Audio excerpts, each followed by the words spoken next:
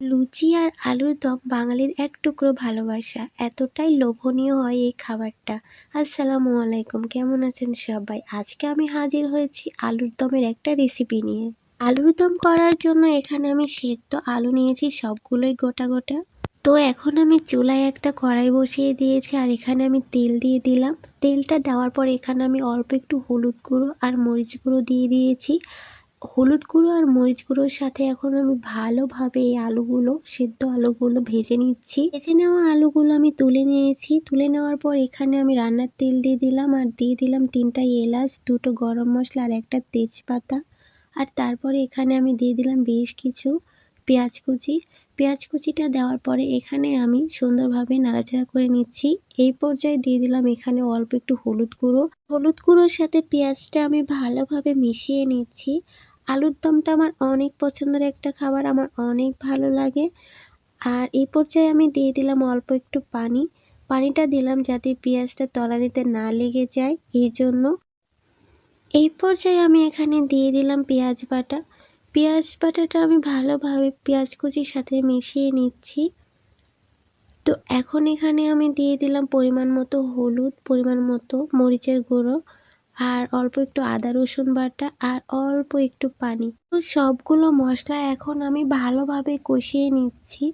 এই মশলাটা ভালোভাবে কষিয়ে নিতে হবে, নয়তো মশলার একটা ঝাঁঝালো গন্ধটা থেকেই যায়। যত বেশি মশলা আপনি কষাবেন ঠিক ততটাই মজার হবে এই তরকারিটা খেতে। তো এই তো আমার মশলা কষানো প্রায় হয়ে গেছে। এই পর্যায়ে আমি দিয়ে দিলাম বেশ কিছু টমেটো কুচি। টমেটো কুচিটা দেওয়ার পরে আমি আবারও মশলাগুলোর সাথে টমেটো কুচিটা ভালোভাবে কষিয়ে নিচ্ছি। এখানে আপনারা টমেটো কুচিও দিতে পারেন বা টমেটো পেস্টও দিতে পারেন, দুটোই ব্যবহার করতে পারেন। তো আমার এখানে টমেটো কষানো হয়ে গেছে। এই তো আমি ভাজা আলুগুলো দিয়ে দিলাম।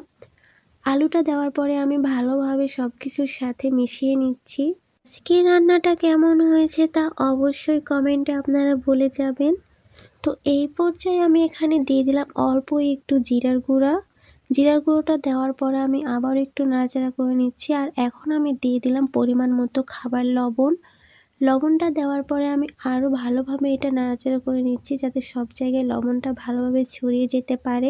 মশলাগুলোর সাথে আলুগুলো আমি ভালোভাবে কষিয়ে নিচ্ছি। তো আমার কষানোও হয়ে গেছে। এই পর্যায়ে আমি এখানে দিয়ে দিলাম পরিমাণ মতো পানি। পানিটা এতটা বেশি দেওয়ার দরকার নেই, যেহেতু এটা আলুর দম তৈরি হবে, তো অল্প একটু পানি দিলেই হয়ে যাবে। তো রান্নার জন্য এখন আমি একদম এটা ঢেকে দেব। রান্নাটা এখন প্রায় শেষের দিকে। এই তো এখানে বুদবুদ উঠে গেছে, আলুর দম রান্নাটা প্রায় হয়ে গেছে। তো এখানে আমি অল্প একটু ধনিয়া গুঁড়ো দিয়ে দিলাম নামানোর আগে। তো এই তো আপনারা দেখতেই পাচ্ছেন আমার আলুর দমটা একদম রেডি। তো ফাইনালি আপনারা দেখতেই পাচ্ছেন আমার আলুর দম রান্না করাটা কতটা সুন্দর হয়েছে আর কতটা লোভনীয় হয়েছে দেখতে।